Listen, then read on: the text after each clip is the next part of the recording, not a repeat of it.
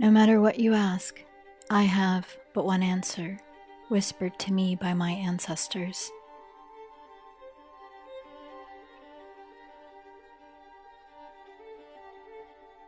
Because we are the people of the land.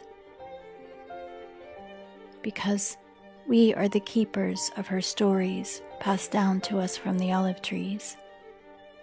Because her rivers run through our bodies, and our grandmothers embroidered her landscape on our skin since 10,000 years. Because we saddled her first horses, we sang her first ballads, and we harvested her wheat with love no matter who held guns over us. Because our poetry watered her gardens since before she was Canaan. Because we danced when she married the Mediterranean Sea, and we made her wedding cake, a tray of knafe from Nablus. Because we were always there. We are the Jews and the Christians and the Muslims.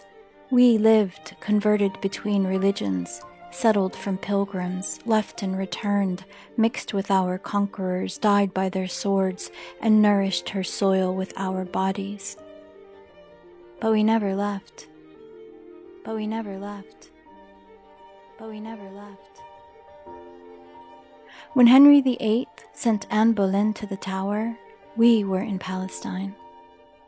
When Marie Antoinette was marched to the guillotine, we were in Palestine. When Galileo gazed at the heavens, we were in Palestine. When Columbus got lost, pillaged, and raped where he landed, we were in Palestine.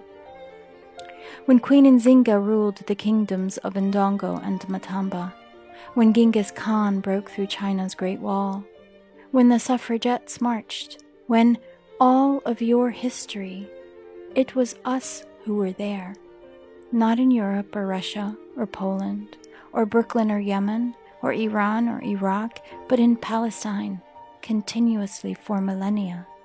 Because we created her dances, we terraced all her hills and nestled our homes in her grooves.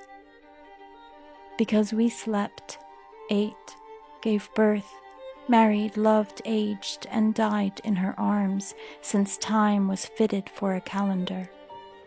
Because now she's under a foreigner's boot, her curves decapitated by urban planners, her trees cut and burned by their hate, her body scarred and siphoned dry, her pomegranate owned and caged, her za'atar buried in concrete, and her wild, tumultuous history violently stuffed into a plastic box, branded with a new name and an epic myth.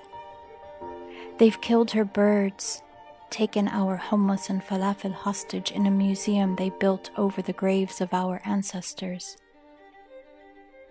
But we know, and only we can tell her native stories, sing her native songs, and dance for her, a promise from her children, determined to make their way back to the embrace of her sun-kissed hills and her orange and olive groves.